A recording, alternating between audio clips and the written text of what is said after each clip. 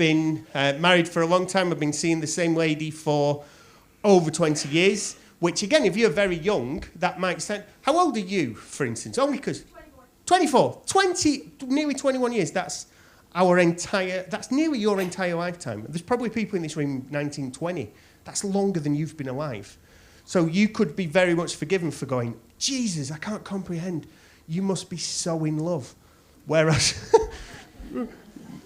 No! You can't really fathom, like... If you're over 35, you know exactly how in love... We're not in love at all. We're in debt. We'd love to leave each other. We'd love to, we just can't afford it. We're still paying direct debits for companies that I don't think exist anymore, but we don't know how to fucking cancel them. That's the... My dream is to have an affair. I really would love to have one.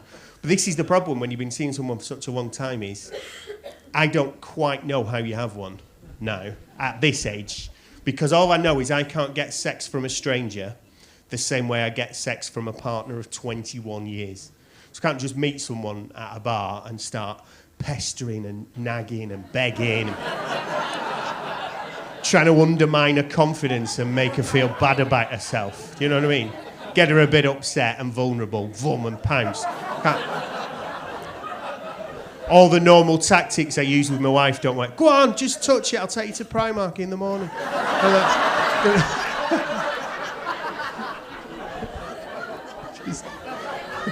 Literally getting like pictures of shoes up on my phone, putting it near my knob. Can't do it, you get kicked out of Wetherspoon. And or worse, accidentally pay for someone's steak contactless. Don't know how that happened. Anyway, no, because I'm of an age where I can't really... So I can't use that tactic, and then I've researched it, don't worry. But all the top 4 places for me in my 40s to meet someone, according to my wife's magazine, are largely out for me. So the first one, obviously you're probably very au fait with it if you're 24 years old, Tinder. Right, have you been on Tinder? I don't know if there's even a stigma I don't know what Tinder really fucking is. I only know from listening to like my son talk about it and other comedians that are young go, hey, Tinder this, Tinder that, Tinder.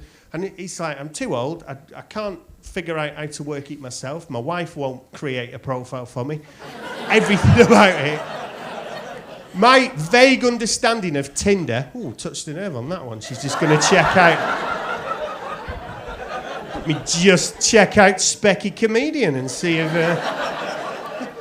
he is on. The only sort of reference I think it could be like is Just Eat, which was...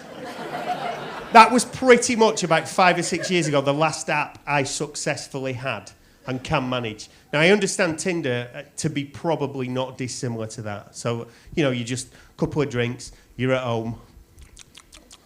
Ooh, fancy something a bit different tonight. That kind of... Have a look at some pictures of stuff and then, yeah, I'll have that one. Click, and ideally, 20 minutes later, it arrives hot and ready at your door, doesn't it? That's not quite looking like it did on the picture, if we're honest, but fuck it, you're starving, get stuck in. So Tinder's out. It's just too... I can't get my head around Tinder. That's number 1. Number 2, the second best place to have an affair is workplace, where I'm self-employed. So I'm 20 minutes here normally, and then Liverpool's only an hour drive home. That's not so bad. Sometimes I'll be in London, it's like 4-hour drive home, unless I've had a bit of coke, half an hour.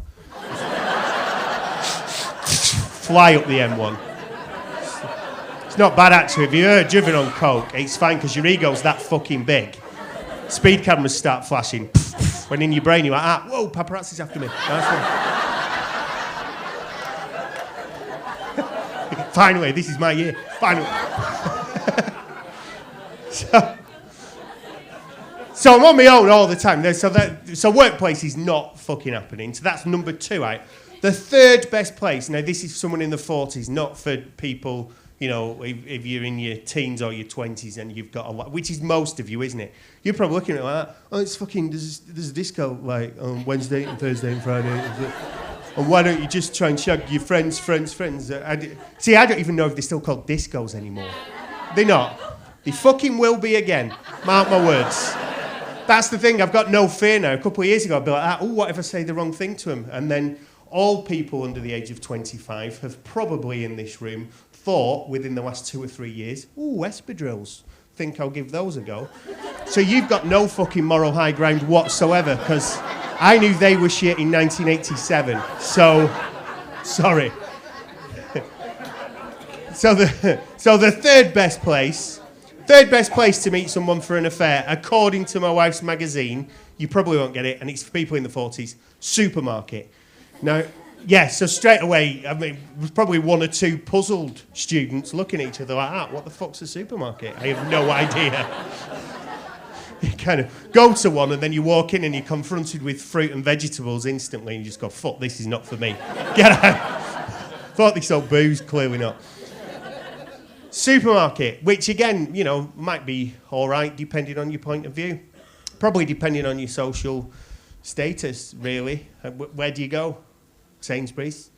Be all right, wouldn't it? I would definitely shag a woman that went to Sainsbury's. Fucking awesome. I like Sainsbury's. I go in. The only bad thing about Sainsbury's is they employ pensioners with personality, isn't it? So they just randomly scatter them throughout the shop. So you've got these pensioners. I don't know if you've ever played sort of mid-90s early PlayStation games like Resident Evil 2 or Metal Gear Solid. But very much like a villain in that, the pensioners in Sainsbury's that work there kind of just hover, don't they? Poorly rendered. They're kind of bleeding in and out of the walls. But then if you go on their aisle accidentally, you trigger them and they like see you and they just come after you. Like that, you have to get the fuck out. I would happily shag someone at Sainsbury's. Tesco, maybe. I don't know. I quite like Tesco. I quite like going yellow sticker hunting at Tesco. I find that fucking thrilling. It's like the hunter-gatherer in me.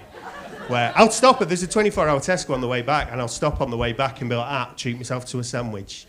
And, you know, not a yellow sticker sandwich in the fridge. Was $1.99, now $1.80. Fuck you. Do you think I'm some kind of fucking idiot that doesn't know that invalidates the meal deal? No. I'm better than that. No fucking way. Saving 19p and then actually costing me 50p in real terms, 31p loss. Actually just pluck those figures out my hair. Maths. Piss easy. And I'm distracted. Different part of my brain. Anyway, no. When I get a meal deal sticker value, what I do is, you know that trolley of shame that they leave near the till, where almost like it's so fucking dangerous they can't leave these sandwiches in the fridge in case they just explode and take out a fucking shop. But Tesco, I don't know yet. The nearest one to me is Lidl. There's no way I am fucking anyone in Lidl. Well, we're 4 doors away from a Lidl, and if you've not been to a Lidl, it's difficult to describe exactly the true horrors that lie within. It's a little bit like a Walking Dead season finale. That's the only way to describe the things and the levels of beating being meted out to children, and pissed women nicking stuff, and you just like, you know, madam, don't nick something. It's a tin of beans that is 17p. For fuck's sake, please let me buy you. I wouldn't fuck anyone at Lidl. I've got my standards. Anybody at Lidl that you fuck's going to be a double bagger, isn't it? Clearly. And that's not on, because straight away you're 10p down and I'm not paying for it. So all the top 3 places to meet someone in your 40s are out for me. Workplace, no good.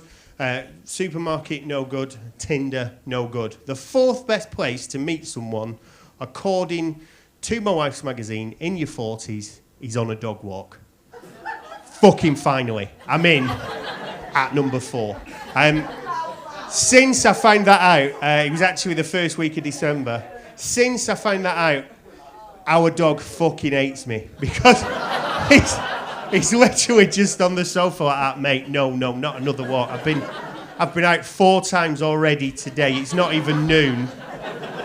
I've not had a shit for 3 days. I'm empty. For fuck's sake. Come on, let's go for a walk. My dream is that I'm walking the dog around the park and it goes so well that the female dog owner I'm talking to just goes, why don't you just come in the woods and fuck me? Could happen. And the reason I fantasise about that is not really because I'd like to shag someone outdoors, especially not in January. It's fucking knob would fall off. But I would like to shag someone on a dog walk because I would love to be having sex with someone and just look down and my dog is also shagging her dog. That'd be fucking... You'd be like, a good boy. Yeah, good boy. High five. Give me a paw. Give me a paw. Don't know if you've seen the videos, dude. We've got a swap in a minute. Anyway. Yeah. Got a collar on. Fucking enjoy it. Anyway.